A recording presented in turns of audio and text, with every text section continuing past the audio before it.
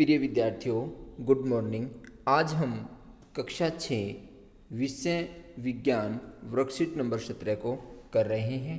प्यारे बच्चों, आज की हमारी वर्कशीट है प्रकाश, छाया और परावर्तन। आज हम प्रकाश, छाया और परावर्तन के बारे में सामान्य रूप से जानेंगे।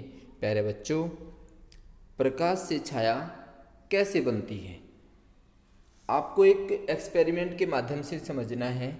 जैसे एक अंधेरे कमरे में टॉर्च जलाइए। प्यारे बच्चों, ये आपको करके देखना है कि आपको अंधेरे कमरे के अंदर एक टॉर्च को जलाना है।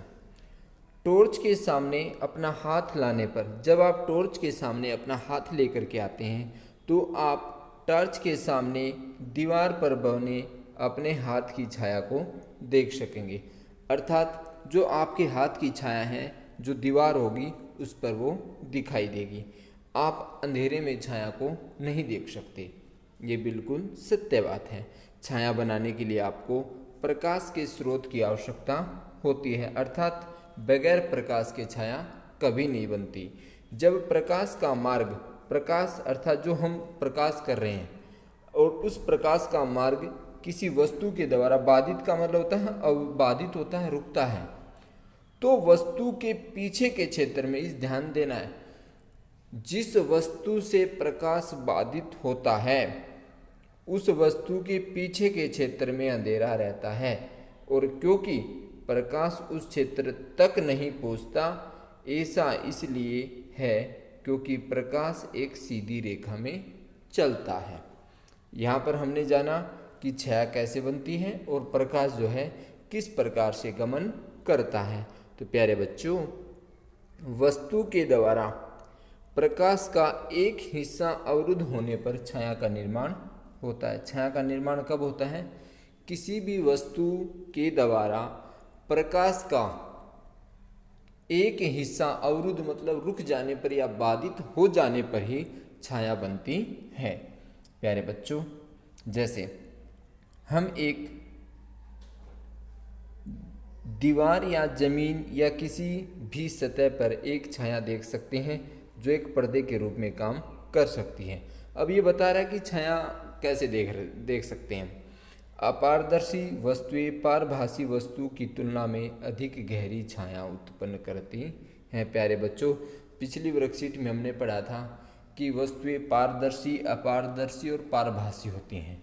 तो जो अपारदर्शी वस्तुएं होती हैं जिनके अंदर से प्रकाश बिल्कुल नहीं गुजर सकता, तो कह रहा है कि जो अपारदर्शी वस्तुएं हैं वो पारभासी वस्तुओं की तुलना में अधिक गहरी छाया उत्पन्न करती हैं।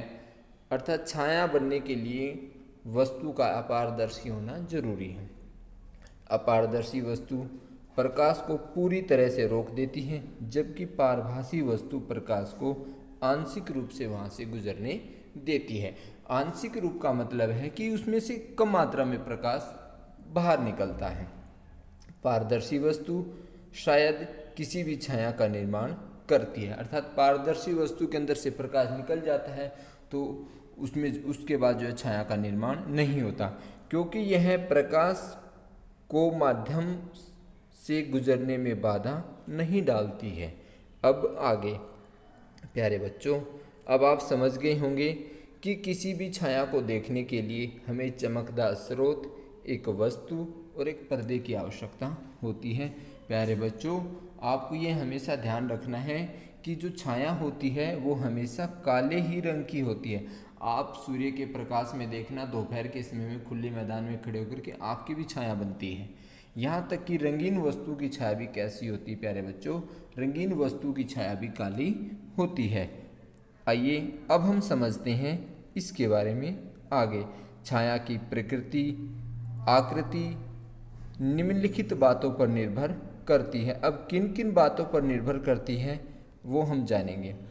कोण जिस पर प्रकाश अर्थात वस्तु पर पड़ता है, वस्तु का स्रोत का आकार, कि वस्तु कितनी बड़ी है ये भी निर्भर करता है। वस्तु और प्रकाश के स्रोत के बीच की दूरी कितनी है, ये भी उसी के आधार पर छाया बनती है।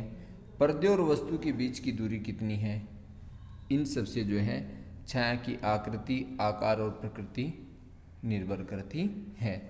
अब कोण जिस पर प्रकाश वस्तु पर पड़ता है, जैसे हम दिन के समय एक पेड़ की छाया का निरीक्षण करते हैं तो हम ध्यान देंगे कि छाया की लंबाई समय के साथ बदलती रहती है।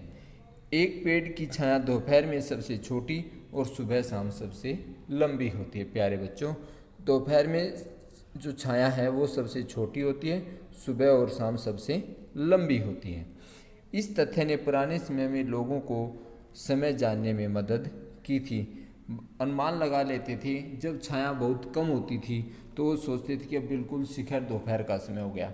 जब शाम को छाया लंबी बन जाती थी, वो कहते थे कि भाई शाम को जो है अब शाम ढलने का समय हो गया, अर्थात पशुओं को चारा वगैरह डालने का समय हो गया है। तो ये तथ्य जो है उनको समय जानने में भी मदद करते थे। प्यारे बच्चों, अब आपको सोचना है कि एक टॉर्च तारे के आकार के कार्ड पर चमकती है। जैसा कि टॉर्च दिखाई गई है यहाँ से यहाँ तक। अब ये तारा है इधर, ठीक है, इसके कार्ड पर चमकती है। कार्ड के पीछे रखे पर्दे पर एक छाया बनती है। अब कार्ड के पीछे पर्दा है, ठीक है, ये रहा इधर, इस पर्दे पर ये छाया बन रही है, शैडो ये। यदि टार्च को कार्ड से दूर ले जाता है, यदि हम टार्च को हम दूर लेके जाते हैं इधर की तरफ, तो छाया के आकार में क्या परिवर्तन होगा? तो प्यारे बच्चों, जैसे इसमें दिखाया गया है ये बढ़ रही है। अब इसके उत्तर हैं, जैसे छाया क्या है, एक छाया कब बनती है, एक छाया किसी वस्तु के बारे में क्या जानकारी देती है। तो प्यारे बच्चों, अब इसके अभ्यास के प्रश्न हैं।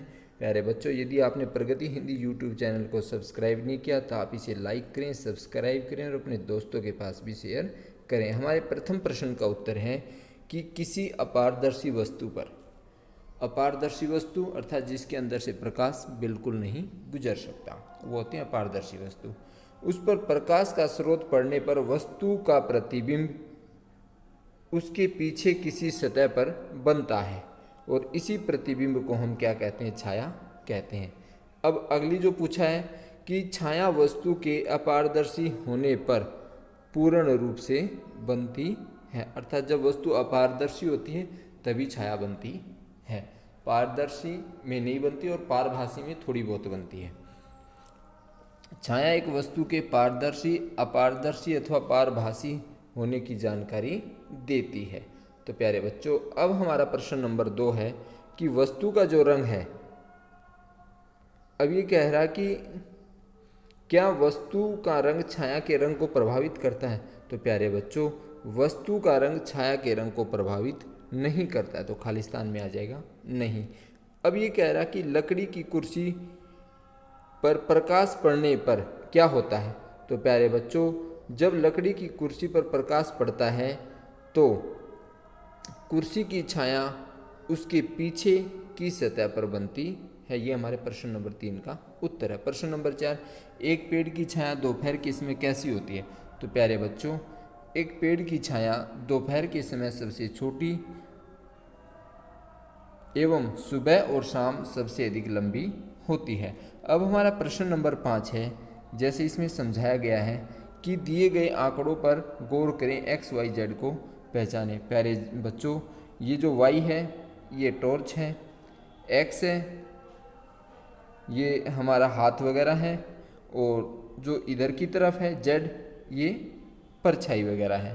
तो प्यारे बच्चों, जैसा कि इसमें बताया गया आगे कि जो एक्स है, एक्स अर्थात हाथ का पंजा है, ठीक है ना, अपारदर्शी वस्तु। वाई प्रकाश का स्रोत अर्थात टॉर्च है, वाई जैसे कि आपने देखा चित्र में, और जेड चमकदार सतह पर अपारदर्शी वस्तु की छाया है। तो आशा करता हूँ प्यारे बच्चों आप इस वर्कशीट को समझ गए होंगे। धन्यवाद।